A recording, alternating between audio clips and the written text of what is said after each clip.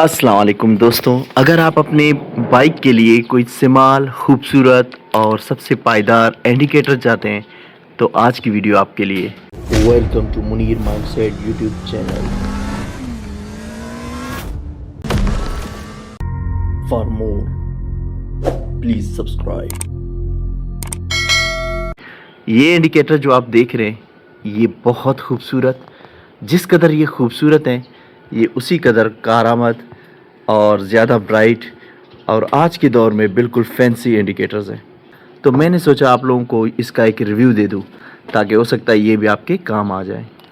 इसके प्राइस और दीगर इसके डिटेल मैं वीडियो में आगे शेयर करूंगा। उससे पहले हम इसे चेक करते हैं और इसकी ब्राइटनेस देखते हैं और इसका लुक देखते हैं और एक बार ट्राई करते हैं इसको कि ये अगर हमारे बाइक पे लगें तो ये किस तरह लगेंगे। जी तो दोस्तों, अब बिस्मिल्लाह करके हम इसे ट्राई करते हैं और अल्लाह का नाम लेते हैं और आपको इसका डिटेल रिव्यू देते हैं।